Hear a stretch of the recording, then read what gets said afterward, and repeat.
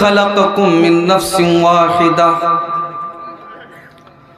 व खलक़ मिनहा ज़ौजहा व बत्थ मिनहुमा रिजालन कसीरन व निसाअ वत्तक़ुल्लाहल्लज़ी तसाअलून बिही वल अरहाम इन्नल्लाह काना अलैकुम रक़ीबा।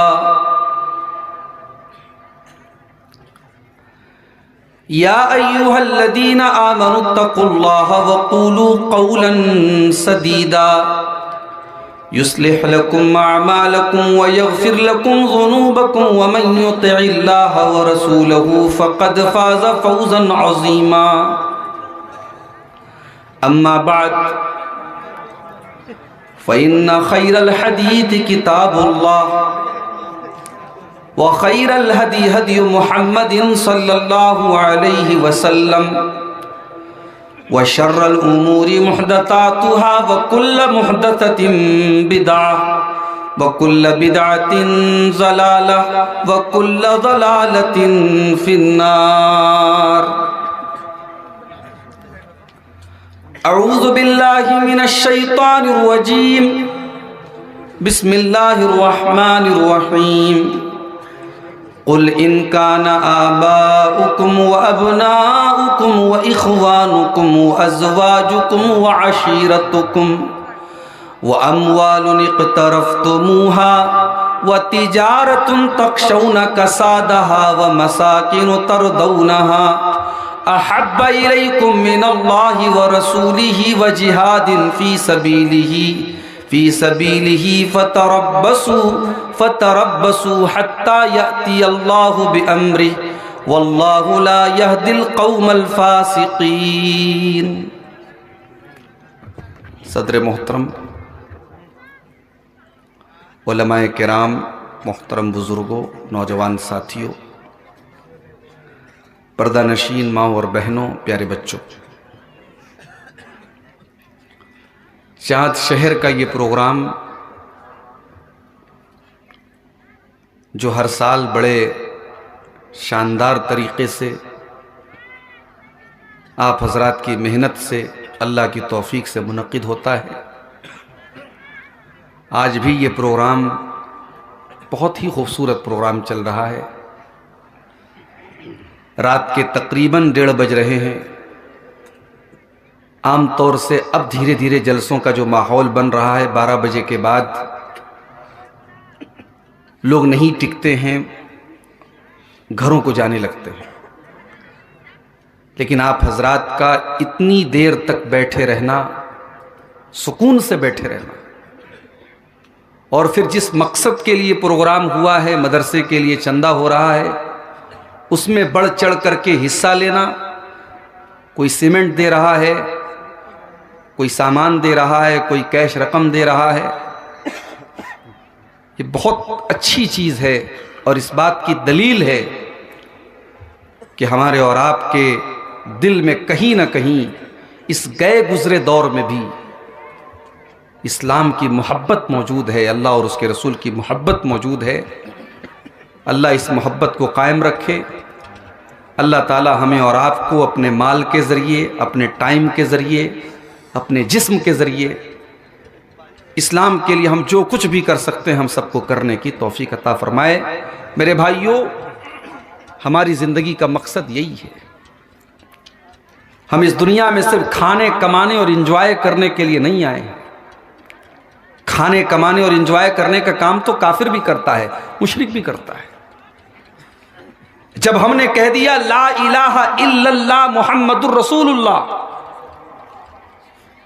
ये कलमा पढ़ने के बाद जैसे ही हम इस्लाम के अंदर आए, रिस्पॉन्सिबिलिटी और जिम्मेदारियों का एक बोझ भी हमारी गर्दन पर आया। अल्लामा इकबाल ने कहा ना, ये शहादत गहे उल्फत में कदम रखना है, लोग आसान समझते हैं मुसलमान होना। मुसलमान होना सिर्फ जुबान से ला इलाहा इल्लल्लाह कहने का नाम नहीं है। जब आप ये कहते हैं मैं मुसलमान हूं, तो गोया आप ये कहते हैं कि आप अपने लिए नहीं जी रहे हैं, आपकी जिंदगी अल्लाह के लिए। कुल इन्ना सलाती व नुसुकी व महयाया व ममाती लिल्लाहि रब्बिल आलमीन। ऐ नबी आप ऐलान कर दीजिए, आप बता दीजिए, मेरा जीना अल्लाह के लिए, मेरा मरना अल्लाह के लिए, मेरी नमाज अल्लाह के लिए, मेरी कुर्बानी अल्लाह के लिए। आप डिवोटेड हैं अल्लाह के लिए, आप पैदा ही इसी मकसद के लिए किए गए। और दुनिया का दस्तूर है, जो चीज अपने मकसद को खो दे उसे रद्दी की टोकरी में डाल दिया जाता है। मोबाइल बड़ा अच्छा है, आईफोन कंपनी का मोबाइल है, लेकिन अगर मोबाइल काम ना करे, उसकी स्क्रीन डेड हो जाए, उसकी बैटरी डेड हो जाए, अलमारी में कमरे में रखा रहता है, कोई छूता भी नहीं। यह माइक बहुत अच्छी कंपनी का है, लेकिन अगर ये मेरी आवाज आप तक न पहुंचाए, मैं इसे अपने सामने से हटा दूंगा। यही दस्तूर है दुनिया का, यही उसूल है दुनिया का। मुसलमान इस दुनिया में नंबर 1 थे। दुनिया इनसे इल्म हासिल करती थी। हमने साइंस सिखाई लोगों को, हमने तारीख सिखाई लोगों को, हमने ज्योग्राफिया सिखाया लोगों को। जिस जमाने में यूरोप नहीं था, अमेरिका नहीं था, बगदाद इल्म का मरकज था, दिमश्क इल्म का मरकज था। हमारे उलमा ने दुनिया को उलूम सिखाए। मगर जब हमारी चराग की बत्ती खुद गुल हो गई, हम अपने मकसद को भूल गए, तो आज अल्लाह ताला ने हमें और आपको ऐसा बना दिया कि आज जिसका जी चाहता है हमें थूक के चला जाता है। हमारे 2 नौजवानों को जला करके मार डाला गया, और आज कातिलों के हक में रैलियां निकल रही हैं, उनके हक में नारे लग रहे हैं, और आप सिवाय हाथ मलने के कुछ नहीं कर सकते। मेरे भाइयों, हमें और आपको अपनी जिम्मेदारी हमेशा याद रहनी चाहिए। अल्लाह ने हमें अगर नंबर 1 का दर्जा दिया है, तो ये नंबर 1 का दर्जा हमें और आपको कुछ जिम्मेदारियों के साथ मिला है। कुंतुम खैरा उम्मतिन उखरिजत लिन्नास तामुरूना बिल मारूफि व तनहौना अनिल मुनकरि व तुमिनूना बिल्लाह। ऐ मुसलमानों, तुम दुनिया की सबसे बेहतरीन उम्मत हो, तुम नंबर 1 हो, लेकिन नंबर 1 का ये मकाम तुम्हें क्यों मिला है, ये पोजीशन क्यों मिली है? तामुरूना बिल मारूफ, तुम नेकियों का हुक्म देते हो, व तनहौना अनिल मुनकर, तुम बुराइयों से रोकते हो, व तुमिनूना बिल्लाह, और तुम अल्लाह के ऊपर ईमान रखते हो। तुम्हारी पहचान तुम्हारी तौहीद है। तुम मर तो सकते हो, तुम कट तो सकते हो, मगर तौहीद से समझौता नहीं कर सकते। तुम अल्लाह के ऊपर ईमान रखते हो। आज मुसलमान मज़ारों से पहचाना जा रहा है। कैलेंडर छपता है, हिंदू मजहब के मानने वालों का सिंबल है मंदिर, ईसाइयों के मानने वालों का, ईसाई मजहब के मानने वालों का सिंबल है क्रॉस का निशान, और मुसलमान का निशान है मजार और कब्रें और दरगाहें। हमने अपनी पहचान को मिटा दिया। हमारे कलमे की जो बुनियाद थी, हमारे दीन की जो बुनियाद थी, हमने उसको मिटा दिया। आज हिंदुस्तान में बड़ी तादाद में मुसलमान ऐसे हैं जिनके यहां खुल्लम खुल्ला शिर्क हो रहा है, मजारों के आगे सजदा हो रहा है, बुजुर्गों के आगे सजदा हो रहा है, बच्चों के गले में तावीज पहनाया जा रहा है। मौलाना अल्ताफ हुसैन हाली ने बड़ा सच्चा रोना रोया था, 100 साल पहले कहा था, लेकिन आज 2023 में भी उनकी बात 100% सही समझ में आती है। करे गैर गरबुत की पूजा तो काफिर, कवाकिब में माने करिश्मा तो काफिर, झुके आग पर बहरे सजदा तो काफिर, जो ठहराए बेटा खुदा का तो काफिर, मगर मोमिनों पर कुशादा है राहें, परस्तिश करे शौक से जिसकी चाहें, नबी को जो चाहे खुदा कर दिखाएं, इमामों का रुतबा नबी से बढ़ाएं, मज़ारों पे जा जा के नजरें चढ़ाएं, शहीदों से जा जा के मांगे दुआएं, न तौहीद में कुछ फर्क इससे आवे, न इस्लाम बिगड़े न ईमान जावे। वही सारा काम गैर मुस्लिम करे तो हम कहते तुम काफिर हो, तुम मुशरिक हो। वो मंदिर का प्रसाद लेकर के आए तो हराम है, तुम मजार का तबर्रुक लेकर के आओ तो जायज है। वो पत्थर की मूर्ति के आगे सजदा करे तो हराम है, तुम किसी वली और किसी बुजुर्ग की कब्र पे जाकर के सजदे करो तो जायज है। मेरे भाइयों, जब हमने अपनी पहचान को मिटा दिया, अपने मिशन को हम भूल गए, तो आज अल्लाह तबारक व तआला ने जिल्लत और रुसवाई हमारे मुकद्दर में दी। रमजान का महीना आगे आ रहा है। हम जानते हैं रमजान का महीना कुरान का महीना है। साल भर में हम उतना कुरान नहीं पढ़ते जितना रमजान में पढ़ते हैं। मगर हम और आप कभी इस पर भी गौर करें कि हमने कुरान के साथ क्या सलूक किया है। जरा अपने अपने दिल में झांक करके बताइए, अपने दिल पर हाथ रख करके बताइए, आखिरी बार आपने कुरान को कब छुआ था। कितने हमारे नौजवान हैं जिनकी जिंदगी में कुरान के लिए कोई जगह नहीं। रात में बिस्तर पे सोते हैं तो मोबाइल देख के सोते हैं, सुबह उठते हैं तो व्हाट्सएप चेक करके उठते हैं, लेकिन कुरान से कोई मतलब नहीं है। क्या कुरान चूमने की किताब थी? शहरु रमज़ान अल्लज़ी उन्ज़िला फ़ीहिल कुरान हुदल लिन्नासि व बय्यिनातिम मिनल हुदा वल फुरक़ान। हमने रमजान के महीने में कुरान को उतारा था। हुदल लिन्नास, ये पूरी मानवता के लिए मार्गदर्शन करता है, पूरी मानवता, पूरी इंसानियत को सीधा रास्ता दिखाता है। ये हक और बातिल का रास्ता क्लियर बता देता है, ये सच और झूठ को क्लियर बता देता है। कुरान हिदायत की किताब है, हमने तबर्रुक की किताब बना के रखा। लोग पूछते हैं मौलवी साहब बच्चे ने कुरान गिरा दिया, क्या करना पड़ेगा? बच्चे ने तो कुरान को गिराया है, हमने तो कुरान को नजर से गिरा दिया, दिल से गिरा दिया। न कुरान हम पढ़ते हैं, न कुरान को समझते हैं। मुसलमान कौम की लड़कियां आज मुर्तद हो रही हैं, खबर है आपको? आपके बिहार के कटिहार से खबरें आ रही हैं, हमारे यूपी के बरेली से न्यूज आ रही है। महाराष्ट्र में हजारों लड़कियों ने गैर मुस्लिमों से शादी की है, कोर्ट मैरिज की है और इस्लाम धर्म छोड़ करके उनका मजहब कबूल किया है। क्या इस्लाम इतना सस्ता हो गया कि कोई प्रेम के नाम पे, मोहब्बत के नाम पे, इश्क के नाम पे इस्लाम को छोड़ दे?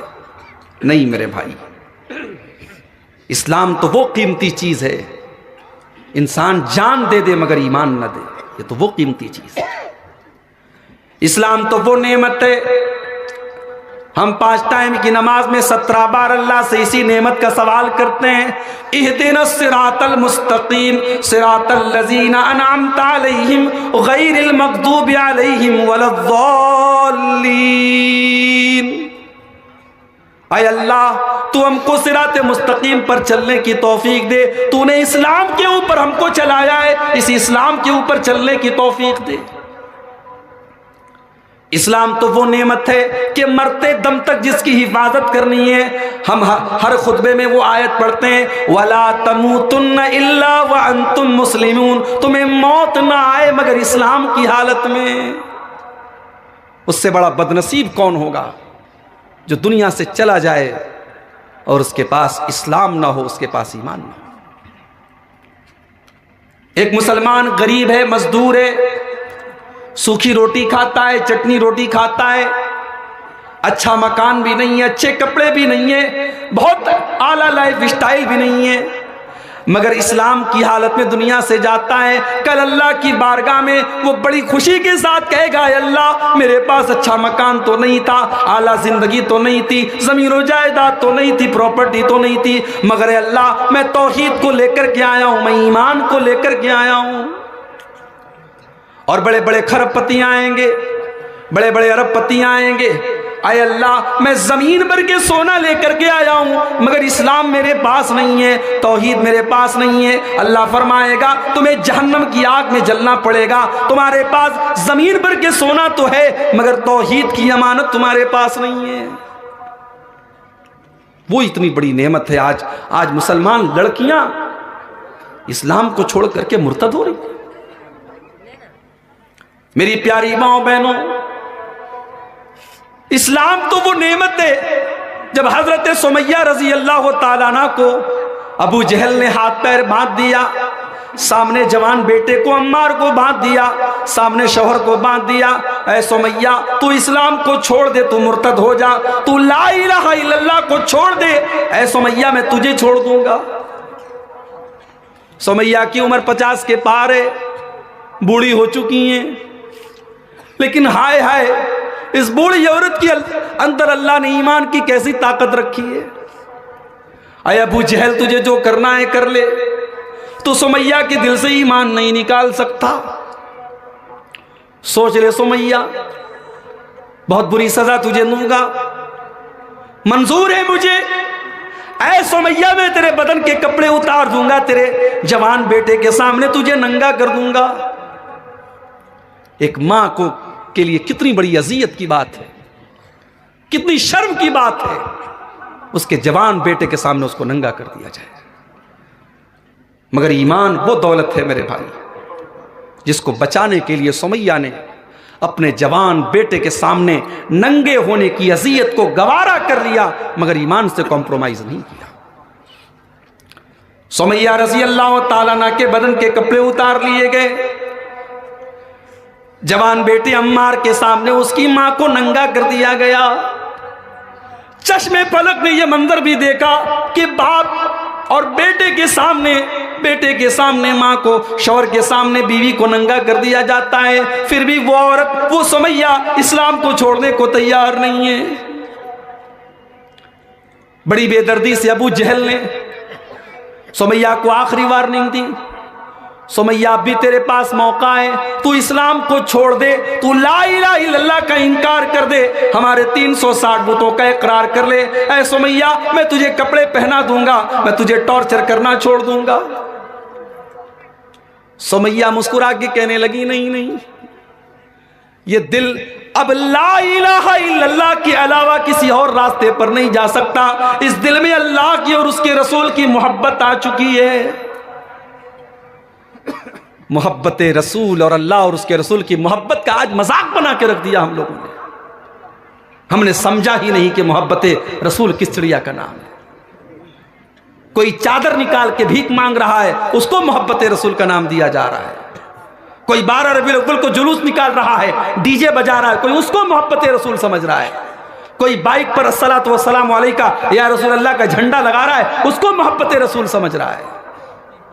मोहब्बत रसूल इतनी आसान नहीं है मेरे भाइयों कि बाइक पर एक झंडा लगा देने से रसूल की मोहब्बत साबित हो जाए। आओ मोहब्बत रसूल का मतलब सीखो हजरत सुमैया से। अबू जहल ने नंगा किया, शर्मगाह के ऊपर बर्छी मारी और बेटे के सामने उसकी मां को कत्ल कर दिया। इस्लाम की राह में पहला खून बहाने वाली सुमैया शहीद हो गई। मेरी प्यारी माओ बहनों, सुमैया ने जान दे दी मगर ईमान नहीं दिया। ईमान की अहमियत उनको पता थी। हजरत बिलाल को देखो, मेरे नौजवानों, तुम्हारी तरह वो फेस वॉश तो नहीं लगाते थे, तुम्हारी तरह वो बालों में जेल तो नहीं लगाते थे, तुम्हारी तरह सैलून में 200-200 रुपया देकर के बाल तो नहीं कटवाते थे, तुम्हारी तरह हैंडसम तो नहीं थे, तुम्हारी तरह स्मार्ट तो नहीं थे। बिलाल तो काले थे, बिलाल तो हबशा के रहने वाले थे, लेकिन हां, बिलाल के काले जिस्म के अंदर जो दिल धड़कता था, उस दिल में अल्लाह की मोहब्बत थी, रसूल की मोहब्बत थी। बिलाल हबशा के रहने वाले गुलाम थे, मगर बिलाल का मकाम यह था कि अल्लाह के नबी कहते हैं कि बिलाल, मैंने मेराज की रात में देखा कि मेरे आगे तुम्हारे कदमों की आवाज आ रही है, मैं चल रहा हूं और मेरे आगे तुम्हारे कदमों की आवाज आ रही है। बिलाल ऐसा कौन सा अमल तुम करते हो? कहा अल्लाह के नबी, मैं जब भी वजू बनाता हूं, मैं वजू बनाने के फौरन बाद 2 रकात तहियतुल वजू पढ़ता हूं, और मैं कभी भी बगैर वजू के नहीं रहता। पेशाब किया, लेटरिन किया, बाथरूम में गया, जैसे ही वजू टूटा फिर वजू किया, फिर 2 रकात नमाज पढ़ ली। मैं कोशिश करता हूं कि जब तक जाग रहा हूं मैं वजू की हालत में रहूं। आपने फरमाया यही वो अमल है जिसकी वजह से तुमको ये मकाम मिला है।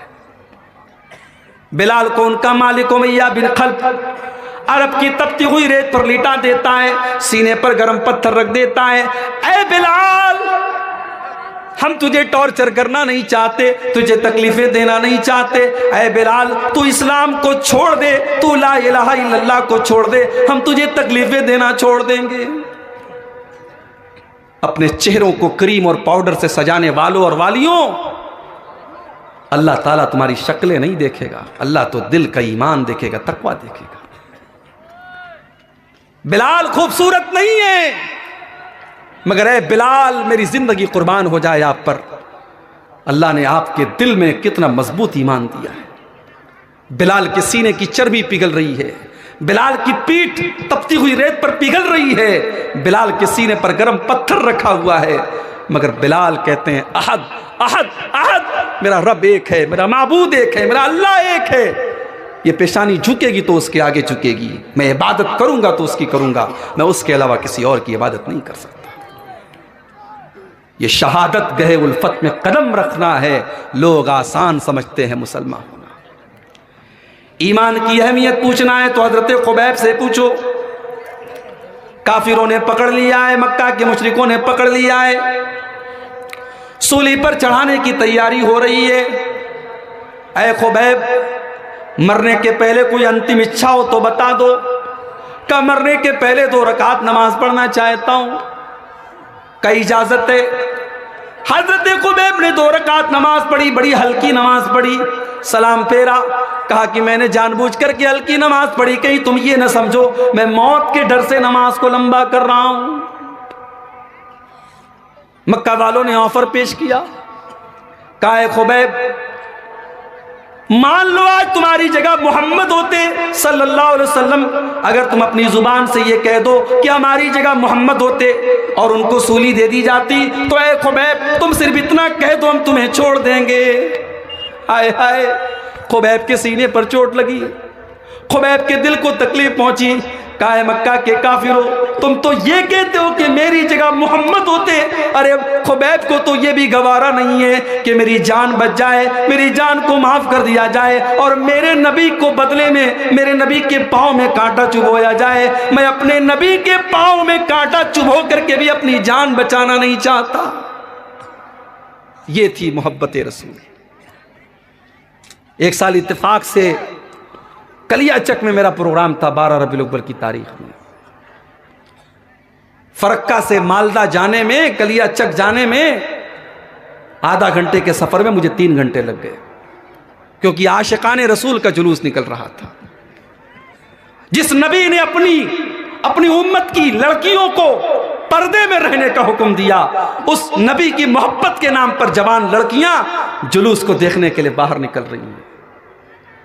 जिस नबी ने नाच और गाने को शैतान का काम करार दिया, उस नबी के मोहब्बत के नाम पर उस नबी के उम्मती गा रहे हैं, म्यूजिक के साथ कव्वाली बजा रहे हैं, नाते बजा रहे हैं, और नाम उसको दिया जा रहा है कि हम साहब रसूल से मोहब्बत करते हैं। मोहब्बत रसूल किस चिड़िया का नाम है? आइए, सूरह तौबा की एक आयत मैंने आपके सामने पढ़ी है। इस आयत को अल्लाह ताला ने कसौटी बना दिया है कि अगर कोई समझना चाहता है कि रसूल से मोहब्बत कैसे की जाती है तो सिर्फ इस एक आयत को समझ ले। इस आयत में अल्लाह ताला ने कसौटी बता दी है मोहब्बत रसूल की।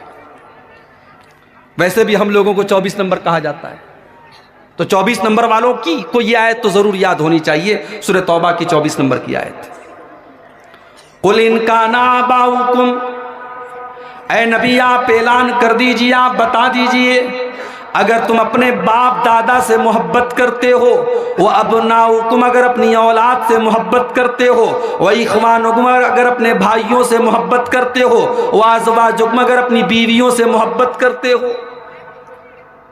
ये तमाम चीजें ऐसी हैं जिनसे हम मोहब्बत करते हैं। कौन अपने बाप से मोहब्बत नहीं करता? बड़ा बदनसीब होगा जो अपने बाप से मोहब्बत नहीं करता।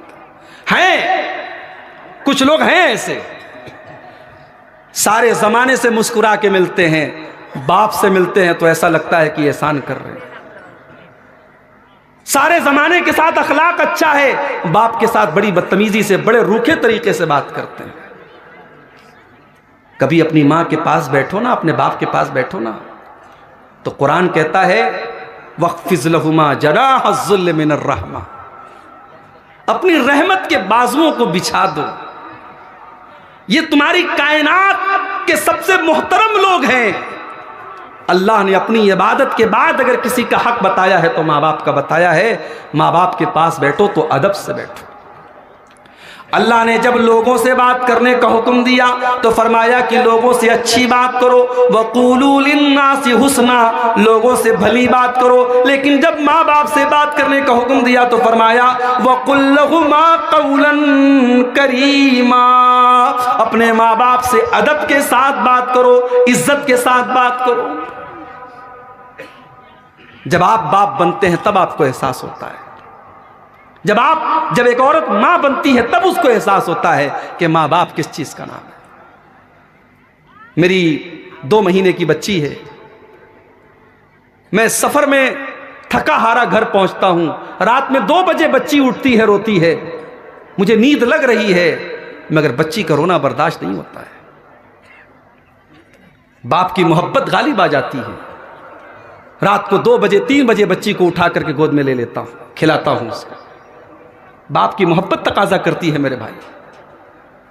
जाड़े का मौसम है, बच्ची ने पेशाब कर दिया, बच्चे ने पेशाब कर दिया, मां उस गीले बिस्तर पे खुद सो जाती है और बच्चे को सूखे बिस्तर पे लटाती है। ये कौन सी ताकत है मेरे भाई? ये अल्लाह ने मोहब्बत पैदा की है मां के दिल में और बाप के दिल में। अल्लाह ने फरमाया कुल इन काना आबाउकुम, अगर अपने बाप दादा से तुम्हें मोहब्बत है, व अबनाउकुम, अगर अपनी औलाद से तुम्हें मोहब्बत है। औलाद से भी बड़ी मोहब्बत होती है।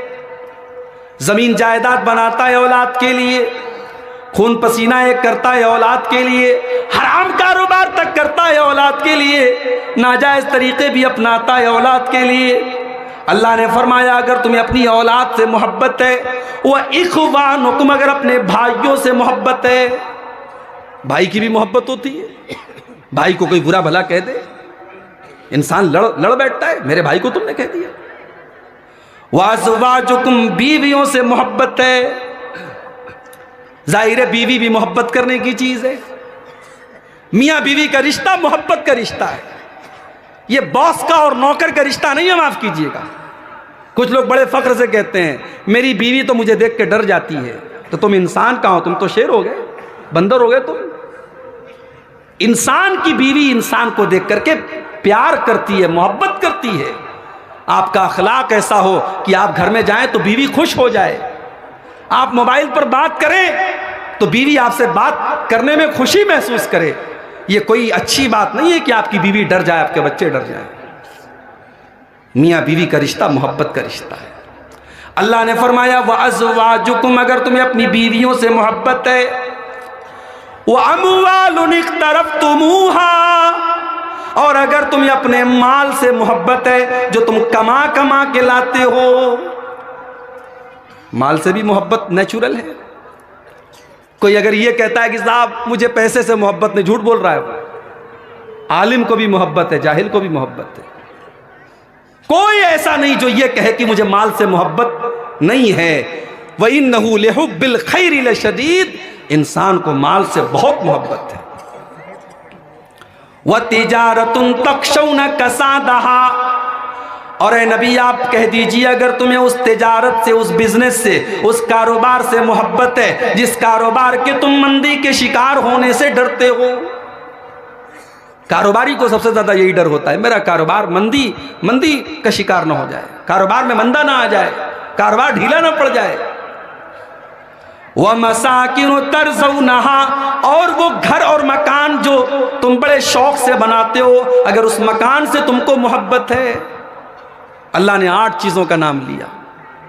बाप दादा से मोहब्बत है, औलाद से मोहब्बत है, भाई बंधु से मोहब्बत है, बीवी से मोहब्बत है, माल से मोहब्बत है, तिजारत से मोहब्बत है, घर बार से मोहब्बत है, खानदान से मोहब्बत है। 8 चीजों का नाम लिया अल्लाह ने फरमाया अगर इन 8 चीजों की मोहब्बत, अहब्ब इलैकुम मिनल्लाहि व रसूलिही व जिहादिन फी सबीलिही, अगर इन 8 चीज़ों में से किसी चीज़ की मोहब्बत अल्लाह से बढ़ के हो जाए, रसूल से बढ़ के हो जाए और अल्लाह की राह में जिहाद से बढ़कर के हो जाए, फतरब्बसू, तो तुम अल्लाह के अजाब का इंतज़ार करो। कसौटी बता दी अल्लाह ने। जाओ अपनी अपनी ज़िंदगी का जायज़ा लो। कहीं ऐसा तो नहीं कि बीवी की मोहब्बत के चक्कर में तुमने अल्लाह और उसके रसूल की मोहब्बत को कुर्बान कर दिया। कहीं ऐसा तो नहीं कि माल के चक्कर में तुमने अल्लाह और उसके रसूल की मोहब्बत को कुर्बान कर दिया। कहीं ऐसा तो नहीं कि कारोबार की मोहब्बत में तुम अल्लाह को भूल गए। कहीं ऐसा तो नहीं कि औलाद की मोहब्बत में तुम अल्लाह को भूल गए। सहाबा को देखो, इस कसौटी पर अगर इस कायनात में सबसे खरे कोई उतरे हैं तो सहाबा उतरे। उन्हें अपने बाप दादा से मोहब्बत थी, मगर अल्लाह और उसके रसूल से बढ़ के नहीं थी। अब्दुल्ला बिन उबई मुनाफिकों का सरदार है। उसने अल्लाह के नबी को गाली दी। उसने अल्लाह के नबी से कहा, लयुखरिजन्नल अअज़्ज़ु मिनहल अज़ल, इज्जत वाला जब मदीने में पहुंचेगा तो जिल्लत वाले को निकाल बाहर कर देगा। उसने अपने आप को इज्जत वाला कहा और अल्लाह के नबी को जिल्लत वाला कहा। गाली दी नबी को।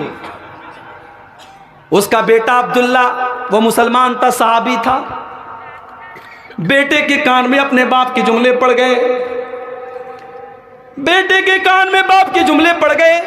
मदीना की सरहद के दरवाजे पर बेटा खड़ा हो गया और बाप को मदीना में एंट्री करने से मना कर दिया। कहा, जब तक अल्लाह के नबी इजाजत न दे दे मैं तुझे मदीना में जाने नहीं दूंगा। तूने मेरे नबी को बुरा भला कहा है। बाप से मोहब्बत करता था, लेकिन अल्लाह और उसके रसूल से बढ़ के नहीं।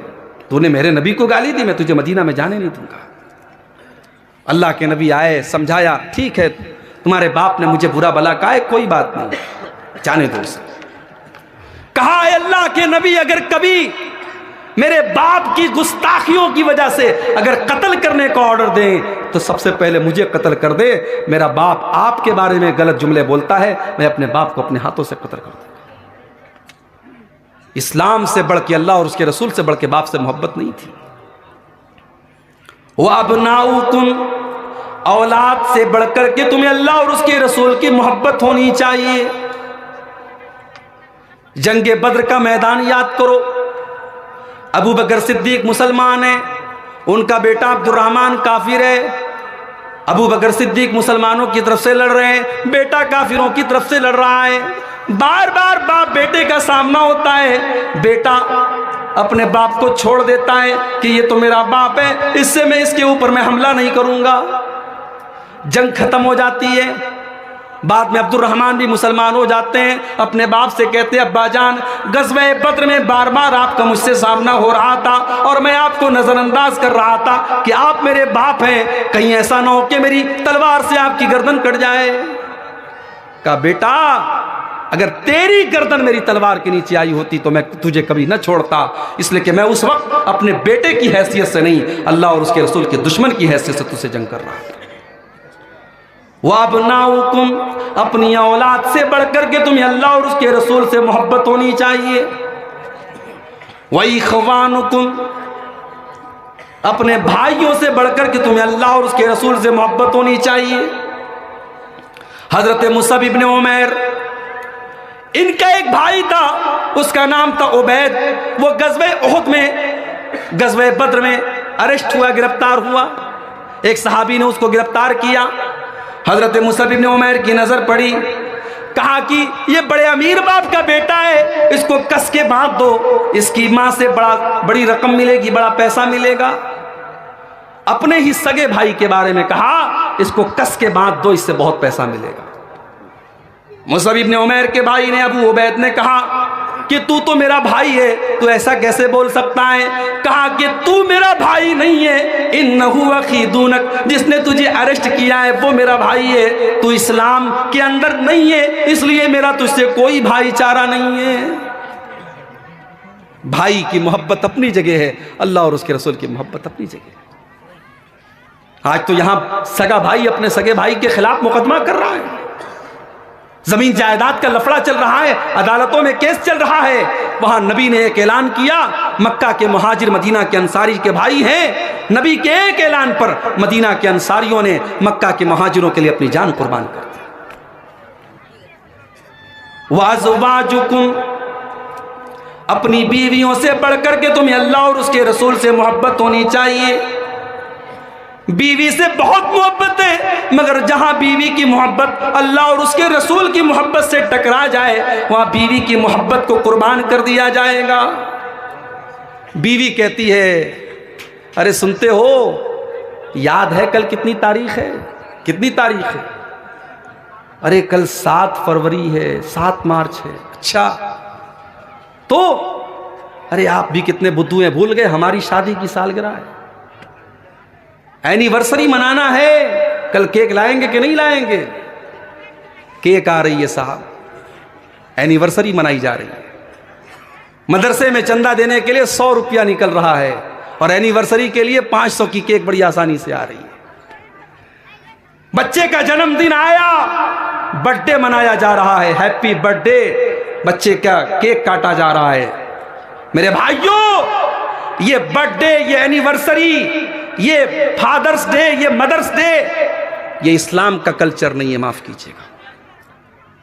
बच्चे से मोहब्बत साल के हर दिन करो, बच्चों के लिए कभी भी तोहफा लाओ, कभी भी केक लाओ, उसके लिए बर्थडे मनाने की जरूरत नहीं है। बीवी के से मोहब्बत रोज करो, जब भी मौका मिले उसे रेस्टोरेंट में ले जाके खाना खिला दो, उसके लिए एनिवर्सरी मनाने की जरूरत नहीं है। बीवी की मोहब्बत में आकर के तुम अल्लाह और उसके रसूल की मोहब्बत को न भूल जाओ। हजरत हंजला को देखो, नई नई शादी हुई है, शादी की पहली रात है, बीवी के साथ है, अल्लाह के नबी की तरफ से ऐलान जिहाद होता है। हजरत हंजला अपनी नई नवेली दुल्हन से कहते हैं, मुझे तुम्हें छोड़ के जाना पड़ेगा, नबी अकरम की तरफ से जिहाद का ऐलान हो चुका है। बीवी रोक भी नहीं सकती थी, जानती थी कि शौहर रुकेंगे नहीं, शादी की पहली रात है, कौन बीवी चाहेगी शौहर छोड़ के चला जाए। नबी अकरम की तरफ से ऐलान जिहाद हुआ, हजरत हंजला अपनी नई नवेली दुल्हन को छोड़ के जाने लगे। बीवी ने कहा है, मेरे सरताज, गुस्ल जनाबत आपके ऊपर फर्ज हो चुका है, गुस्ल तो करके चले जाइए, का टाइम नहीं है। नबी अकरम की तरफ से कूच करने का ऐलान हो चुका है, रातों रात निकलना है, मुझे अभी जाना पड़ेगा। मैं अगर जिंदा लौट के आया तो मैं गुस्ल कर लूंगा। जिहाद के मैदान में जाने के लिए तहारत शर्त नहीं है, पाक होना शर्त नहीं है। चले गए उसी हाल। बीवी से मोहब्बत है, मगर अल्लाह और उसके रसूल से बढ़ करके नहीं है। अपनी नई नवेली दुल्हन को छोड़ करके निकल गए, मैदान जंग में पहुंच गए। जंग शुरू हुई, मुसलमानों ने शुजाअत के जौहर पेश किए। जब जंग खत्म हो गई, जब शहीदों की लाशें इकट्ठा की जाने लगी, तो उन लाशों में एक नई नई शादी किए हुए नौजवान की लाश भी थी, जिसको दुनिया हंजला के नाम से जानती है। अल्लाह के नबी ने फरमाया, मैं देख रहा हूं फरिश्तों को, वो हंजला को गुस्ल दे रहे हैं। वो जनाबत की हालत में जंग के मैदान में आए थे। इन्नी ला अरल मलाइकत तग़सिलुहु, मैं देख रहा हूं कि फरिश्ते हंजला को गुस्ल दे रहे हैं।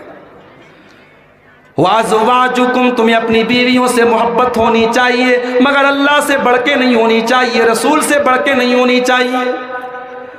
बीवी को कपड़ा दिलाने मार्केट में जाओ, बीवी की फरमाइश एक तरफ है, लेकिन अगर वो कपड़ा गलत है, शरीयत के उसूलों के खिलाफ है, अकेले में आपकी बीवी कुछ भी पहन ले, मगर जिस कपड़े को पहन करके वो शादी में जाएगी, जिस कपड़े को पहन करके वो मायके में जाएगी, वो कपड़ा ऐसा नहीं होना चाहिए कि जो इस्लाम के उसूलों के खिलाफ। अब तो ऐसे ऐसे कपड़े अल्लाह की पनाह। नबी अकरम ने फरमाया था ना कि ऐसी औरतें आएंगी जो कपड़ा पहन करके नंगी होंगी। आज वो जमाना देख लें आप, जवान लड़कियों की बात नहीं, 40-40 साल की, 50-50 साल की अधेड़ औरतें ऐसा कपड़ा पहन रही हैं जो पूरे बदन की झलक जिसमें नजर आ रही है, जो ट्रांसपेरेंट है, जो पारदर्शी है, पूरा बदन उससे नजर आ रहा है। बीवी से मोहब्बत करो, मगर बीवी की हर बात मत मानो। बीवी कहती है एनिवर्सरी मनाना है, उसे समझा दो। मेरे नबी ने फरमाया मन तशब्बह बिकौमिन फहुव मिनहुम, जो किसी कौम की नकल करेगा वो उन्हीं के साथ रहेगा। मैं एनिवर्सरी नहीं मना सकता, तुझे केक खाना है मैं कभी भी केक ला के दे दूंगा, तुझे रेस्टोरेंट में जाके खाना खाना है तू कभी भी मेरे साथ चल, लेकिन मैं एनिवर्सरी नहीं मना सकता। बच्चे जिद करते हैं पापा मेरे लिए तुम केक ले आओ, बर्थडे मनाओ। बच्चे को समझा दो बेटा मुसलमान हम बर्थडे नहीं मनाते। समझाओ तो समझाओगे कैसे? यहां तो हालात ये है, बच्चा और बच्ची स्कूल में पढ़ते हैं, सालाना फंक्शन हो रहा है स्कूल का, और आपकी 12 साल की बच्ची 8 साल की बच्ची डांस कर रही है और आप वीडियो बना रहे हैं कि मेरी बेटी बहुत अच्छा डांस कर रही है। जब 8 साल की बच्ची डांस करेगी और आप उसके डांस पर खुशी का इजहार करेंगे, तो जब वो 18 साल की होगी और तब डांस करेगी तब अफसोस मत कीजिएगा। हम बबूल का पेड़ लगा करके आम नहीं तोड़ सकते मेरे भाई। हम अपने बच्चों की जो तरबियत करेंगे वही हम उनका असर उसके अंदर पाएंगे। हमने ऐसी माओं को भी देखा है, बच्चों को बचपन से दुआएं याद कराती हैं, 3-3 साल के बच्चों को दुआएं याद हो जाती हैं। शोलापुर महाराष्ट्र में एक जगह है, मेरा एक प्रोग्राम हुआ, वहां जमात के एक जिम्मेदार के घर में मैं ठहरा था। उनका 4 साल का पोता था। दादा ने कहा मौली साहब मेरे इस पोते को सूरह मुल्क याद है। 4 साल का बच्चा। मैंने कहा सूरह मुल्क याद है पूरी? बोले हाँ पूरी याद है। मैंने कहा कैसे? कहा जब मैं रात में बिस्तर पे सोता हूं सूरह मुल्क की तिलावत करता हूं, मेरा ये पोता मेरे बगल में सोता है, इसने सुन सुन करके याद कर लिया। बच्चे आपकी नसीहत बाद में सुनते हैं, आपका अमल पहले देखते हैं। बच्चों के सामने आप सिगरेट पिएंगे, बच्चा अकेले में आपकी नकल मार करके सिगरेट पिएगा। बच्चे के सामने झूठ बोलेंगे, बच्चा आपके पीठ पीछे झूठ बोलेगा। बच्चे आपका अमल और एक्टिविटी देखते हैं मेरे प्यारे साथियों। इसलिए बीवी से मोहब्बत करो, मगर अल्लाह और उसके रसूल की हद में रह करके मोहब्बत करो। आज हम में से हर इंसान चाहता है उसके बच्चे कामयाब बने, उसके बच्चों का फ्यूचर अच्छा बने, उसके बच्चों का भविष्य सुरक्षित बने। अगर बच्चों का भविष्य सुरक्षित करना चाहते हो तो अपने अंदर ईमान पैदा करो, तकवा पैदा करो, अपने आप को नेक बनाओ। हम नेक बनेंगे तो बच्चों का भविष्य सुरक्षित हो जाएगा। हजरत अब्दुल्ला बिन मसूद रज़ी अल्लाह तआला अन्हु रात में तहज्जुद की नमाज पढ़ रहे हैं, अल्लाह की बारगाह में आंसू बहा रहे हैं। उनका 8-9 साल का मासूम बच्चा सो रहा है। अब्दुल्ला बिन मसूद सलाम फेरते हैं, अपने बच्चे के सर पर हाथ फेरते और कहते हैं मिन अजली का या बुनैया, ऐ मेरे बच्चे तेरे लिए तेरा बाप तहज्जुद पढ़ रहा है, तेरे लिए तेरा बाप क़ियामुल लैल पढ़ रहा है, तेरा बाप इसलिए इतनी मेहनत कर रहा है कि कल तेरा भविष्य अच्छा हो जाए। अगर आप नेक होंगे अल्लाह आपके बच्चों की हिफाजत करेगा। कुरान का 16वां पारा उठाओ, सूरह कहफ में अल्लाह ताला ने वाक़या बयान किया। हजरत मूसा और हजरत खजिर का, दोनों एक बस्ती से गुजर रहे हैं, दोनों एक बस्ती से गुजर रहे हैं। बस्ती वाले बड़े कंजूस हैं, इन दोनों ने खाना मांगा, बस्ती में कोई खाना खिलाने को तैयार नहीं है। दोनों थके हारे थे, भूखे प्यासे थे, एक दीवार में सहारा लगा करके बैठ गए। अचानक हजरत खजिर ने देखा कि दीवार गिर रही है। फ़अक़ामहु, हजरत खजिर खड़े हुए और दीवार को खुद ठीक कर दिया। हजरत खजिर बॉडी बिल्डर आदमी थे। मैं अपने नौजवानों से कहूँगा कि अपना थोड़ा बॉडी शॉडी थोड़ा मजबूत करो, ये गुटखा उटका मत खाया करो अल्लाह के वास्ते। गुटखा खाने वाला दीवार को सही नहीं कर पाएगा, वो तो खुद ही कोई एक फाइट मारेगा जमीन पर बैठ जाएगा। ये गुटखा उटखा खा करके अपने जिस्म को बर्बाद मत करो। हजरत खजिर हजरत मूसा जैसी बॉडी बनाओ। हजरत खजिर ने किसी का इंतजार नहीं किया, खड़े होकर के दीवार ठीक कर दी। और मूसा अलैहिस्सलाम तो इतने बॉडी बिल्डर थे, एक आदमी को ऐसा मुक्का मारा वही मर गया हो। तो आपका मुक्का इतना वजनदार हो, गुटखा खाने वाले का मुक्का इतना वजनदार नहीं हो सकता है, याद रखिएगा। आज हमारे नौजवान ड्रग्स ले रहे हैं, गुटखा खा रहे हैं, शराब पी रहे हैं। बड़ी तादाद में मुसलमान नौजवान शराब पी रहे हैं। और शुरुआत होती है शौकिया से। शादी है किसी दोस्त की, चल यार थोड़ी सी शराब पी लेते हैं। शौकिया से शुरुआत होती है, फिर आदत लग जाती है। अल्लाह के वास्ते इन गंदगियों से अपने आप को दूर रखो मेरे भाई। हजरत खजिर ने दीवार को ठीक कर दिया। मूसा अलैहिस्सलाम को गुस्सा आया, कहा कि क्या जरूरत थी आपको दीवार सही करने की? बखील लोग थे, कंजूस लोग थे, हमने खाना मांगा उन्होंने खाना नहीं दिया, आपको दीवार ठीक करने की क्या जरूरत थी? हजरत खज़र ने फरमाया व अम्मल जिदारु फकाना लिगुलामैन यतीमैन फिल मदीनती व काना तहतहु कंजुल लहुमा व काना अबूहुमा सालिहा। कहा कि ऐ मूसा, वो दीवार दो यतीम बच्चों के मकान की दीवार थी, दो यतीम बच्चों के मकान की दीवार थी और बाप ने दीवार के अंदर खजाना छुपा के रखा था। अगर दीवार गिर जाती, खजाना गांव वाले लूट के चले जाते। और बाप एक नेक इंसान था। अल्लाह ने मुझे हुक्म दिया कि नेक बाप की औलाद का खजाना बर्बाद ना हो, इसलिए अल्लाह ने मुझे हुक्म दिया कि उस दीवार को मैं ठीक कर दूं। अल्लाह अकबर। हम नेक बन जाएं, हमारी आने वाली नस्लों की अल्लाह हिफाजत करेगा। याद रखो, गुनाहों की कीमत नस्लों को भी चुकानी पड़ती है।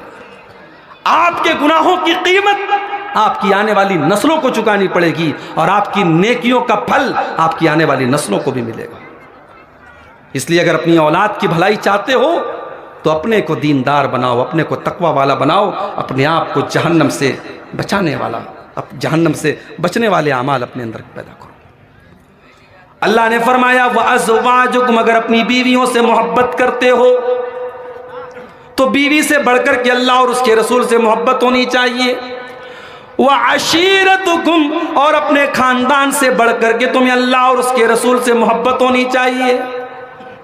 खानदान की भी बड़ी अहमियत होती है। इंसान कभी कभी अपने खानदान, अपने कबीले के लिए लड़ पड़ता है, मगर सहाबा ने अल्लाह और उसके रसूल के लिए अपने खानदान को छोड़ दिया, अपनी बिरादरी और अपने कबीले से बगावत कर ली। कहा कि कबीला अपनी जगह है, अल्लाह और उसके रसूल की मोहब्बत अपनी जगह है। वह अमवालुन इक्तरफ्तुमूहा, और अपने माल से बढ़कर के तुम्हें अल्लाह और उसके रसूल से मोहब्बत होनी चाहिए। हजरत अबू दहदा रज़ी अल्लाह ताला अन्हु एक सहाबी हैं। एक मरतबा अल्लाह के नबी के पास एक सहाबी आते हैं, अय अल्लाह के नबी, मैं अपने खजूरों के बाग की बाउंड्री कर रहा हूँ और इस भाई का एक खजूर का पेड़ मेरी बाउंड्री में आ रहा है, अगर ये अपना पेड़ मुझे बेच दे तो मेरे खजूरों की बाग की बाउंड्री सही हो जाए। नबी अकरम ने दूसरे आदमी से कहा कि भाई तुम इसको अपना पेड़ दे दो, मैं तुम्हें जन्नत में एक खजूरों के बाग की जमानत देता हूं, तुम अपना पेड़ इसे दे दो, मैं गारंटी देता हूं तुम्हें जन्नत में खजूरों का एक बाग मिलेगा। वो आदमी मुनाफिक था, उसने कहा नहीं, मैं नहीं दे सकता। उसने इनकार कर दिया कि मैं जन्नत के बदले मैं अपना एक पेड़ इनको नहीं दूंगा, एक खजूर का पेड़ था मैं उनको नहीं दूंगा। हजरत अबू दहदा के कानों में अल्लाह के नबी के जुमले पड़ गए। हजरत अबू दहदा उस मुनाफिक के पास आए, कहा है मेरे भाई एक काम कर, मेरे पास एक बहुत बड़ा खजूरों का बाग है, वो खजूरों का बाग तू ले ले, लेकिन अपना ये पेड़ मुझे दे दे। उसने देखा कि एक पेड़ के बदले पूरा बाग मिल रहा है खजूर का, कहा चलो ठीक है, मान गया। वो लालची था, मान गया, मुनाफिक था ना। हजरत अबू दहदा रजी अल्लाह ताला अन्हु ने उसका एक पेड़ खरीदने के लिए अपना खजूरों का बाग दे दिया और फिर अल्लाह के नबी के पास आते हैं, अय अल्लाह के नबी, आपने वादा किया था उस एक पेड़ के बदले जन्नत में खजूरों का दरख्त मिलेगा। अय अल्लाह के नबी, वो पेड़ मैंने खरीद करके अपने उस मुसलमान भाई को दे दिया ताकि वो अपने खजूर की बाग की बाउंड्री कर ले। अल्लाह के नबी ने फरमाया कि अबू दहदा, मैं देख रहा हूं कि जन्नत में तुम्हारे खजूरों के का बहुत बड़ा बाग है और उसके खजूरों के बड़े बड़े गुच्छे उसमें लटक रहे हैं। हजरत अबू दादा आते हैं अपने खजूरों के बाग में और बाहर से अपनी बीवी को आवाज देते हैं कि ऐ मेरी बीवी, इस बाग से तू जल्दी से निकल जा, अब ये बाग हमारा नहीं है, मैंने इसको बेच दिया है। बीवी ने पूछा कितने में बेचा है? शौहर ने कहा, अबू दादा ने कहा, ऐ मेरी बीवी, मैंने इस खजूरों के बाग को जन्नत के एक बाग के बदले में बेच दिया है, इसके बदले में हमको जन्नत में एक बाग मिलेगा।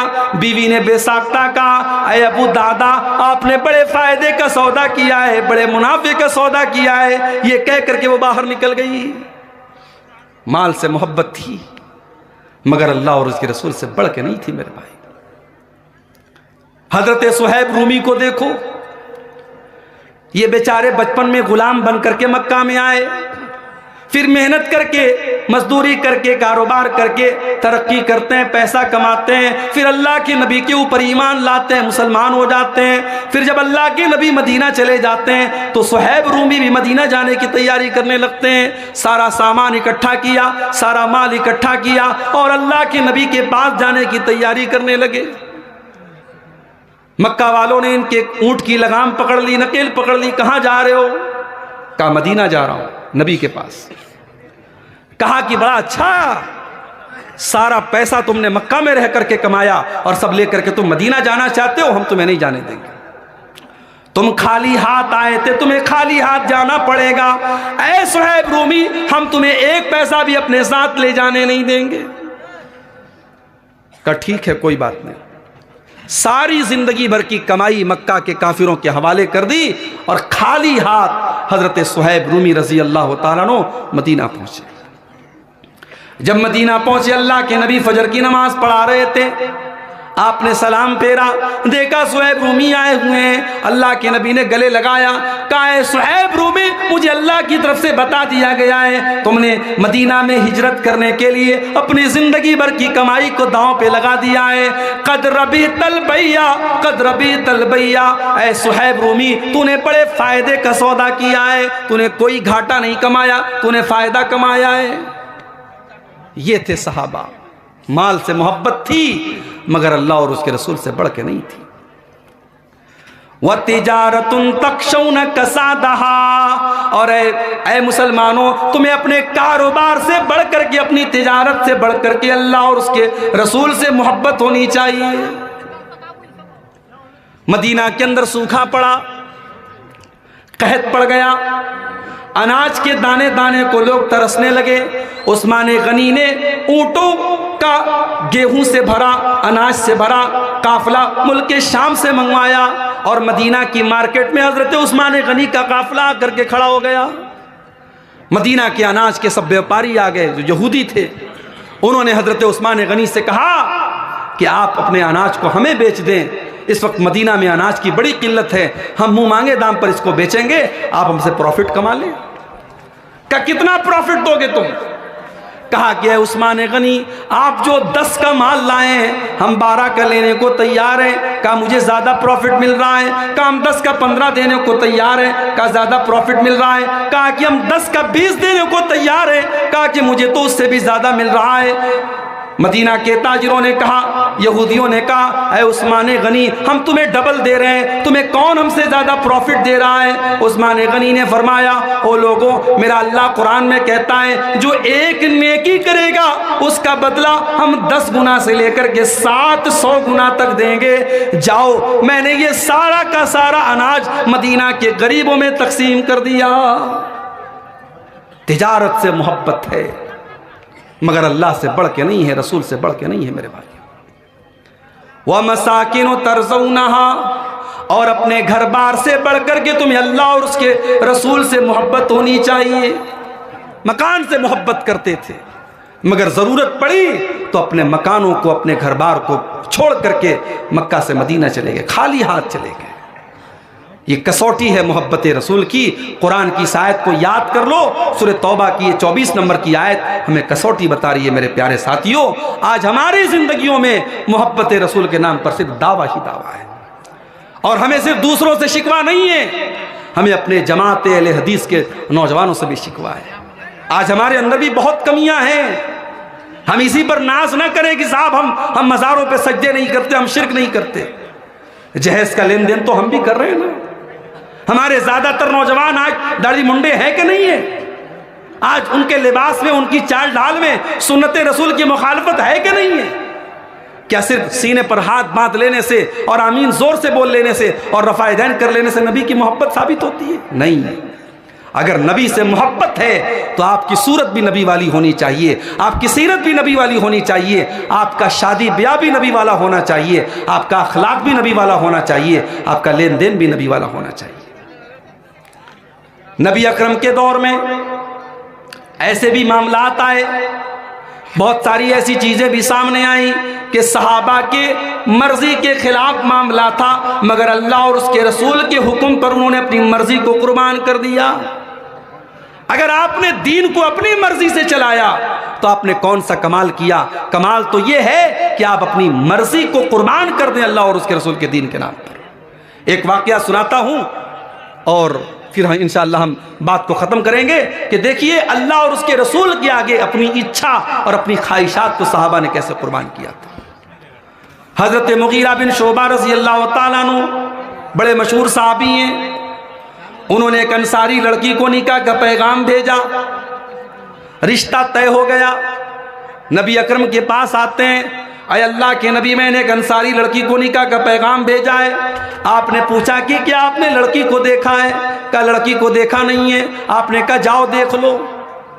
हमारे यहाँ रिश्ता होता है, लड़के के माँ बाप जाते हैं, लड़के के बहनोई जाते हैं, लड़के को इजाजत नहीं है कि वो अपनी होने वाली बीवी को एक नजर देख ले।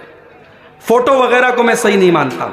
फोटो में आजकल बहुत गड़बड़ हो जाता है, इतने फिल्टर आ रहे हैं, कैमरे का इतना कमाल आ रहा है कि उस पर जो है बिल्कुल काला कलूटा आदमी भी बहुत खूबसूरत लगने लगता है। तो कैमरे का तो कोई भरोसा नहीं।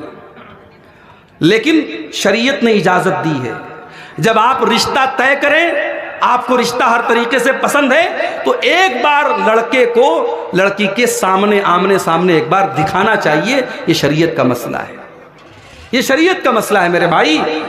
कहीं तो हम इतनी इजाजत दे रहे हैं कि रिश्ता लग गया तो लड़का लड़की आपस में बात भी कर रहे हैं, मुलाकात भी कर रहे हैं, और कहीं हम इतनी सख्ती कर रहे हैं कि लड़के के घर वाले तो देखेंगे लड़की को, मगर जिसकी शादी होने वाली है न लड़की लड़के को देख सकती है, न लड़का लड़की को देख सकता है। ये गलत बात है।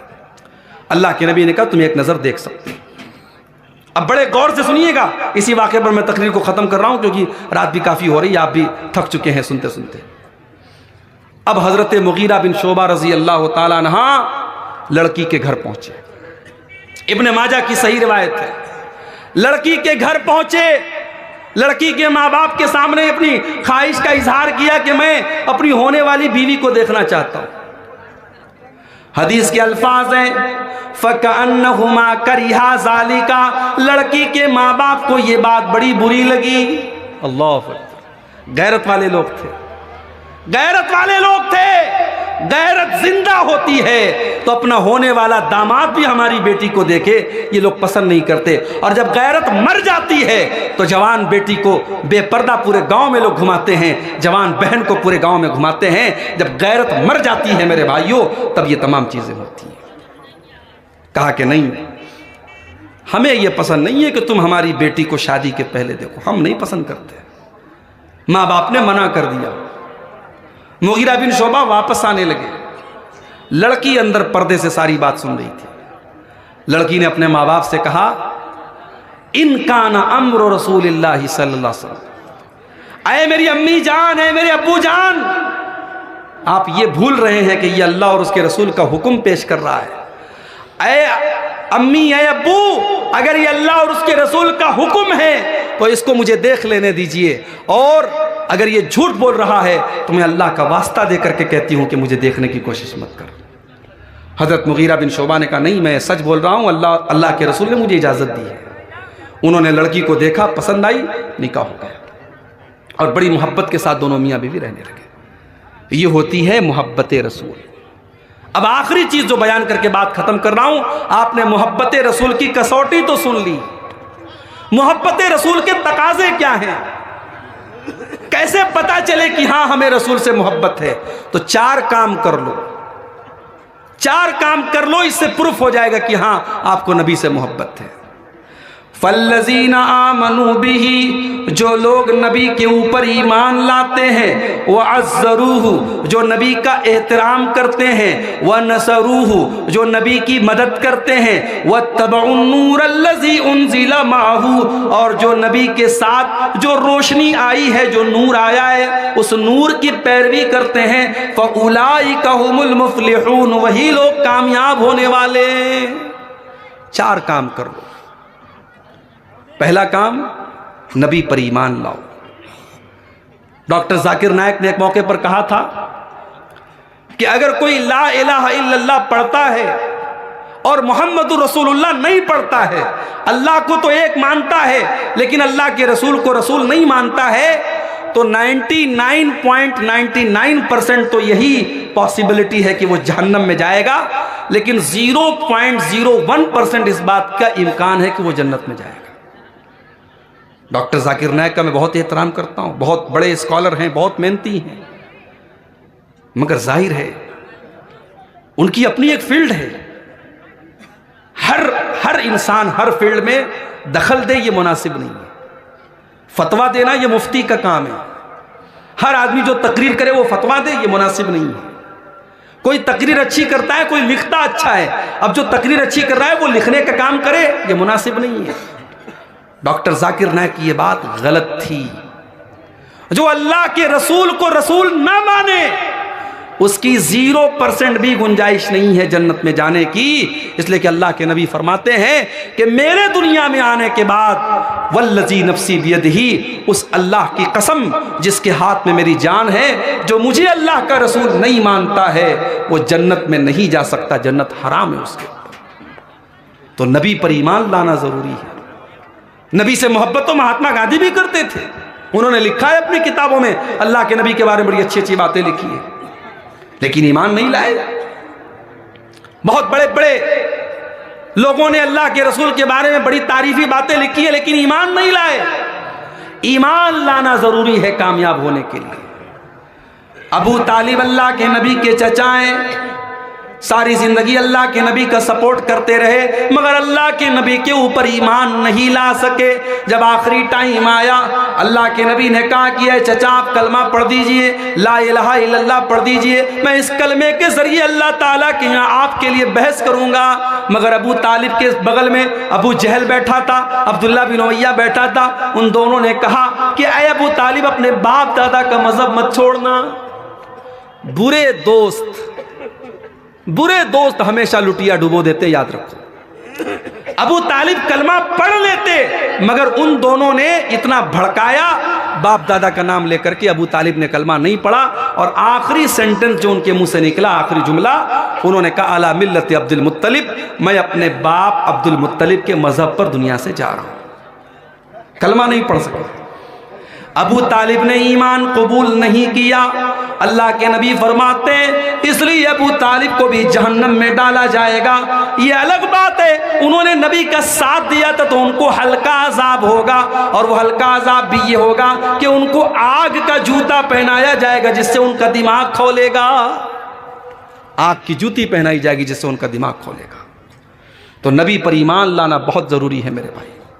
और दूसरा काम, नबी का एहतराम करो। मैं अपने अहले हदीस नौजवानों से भी कहना चाहता हूं, जब भी अल्लाह के प्यारे नबी का नाम आए आप सल्लल्लाहु अलैहि वसल्लम जरूर कहा करें, जरूर पढ़ा करें। और नबी की जब गुफ्तगू हो तो ऐसा अंदाज आपका नहीं होना चाहिए जैसे किसी आम इंसान की गुफ्तगू हो रही है।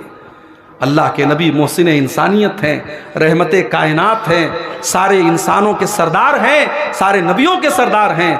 आपका जो एहतराम है, जो रिस्पेक्ट है, वो होनी चाहिए। नबी की हदीस आपके सामने आए तो अदब से सुनिए, और नबी की हदीस सुनने के बाद कोशिश कीजिए कि उस पर अमल कीजिए। नबी का हुक्म आने के बाद सर झुका दीजिए, एहतराम कीजिए, रिस्पेक्ट कीजिए।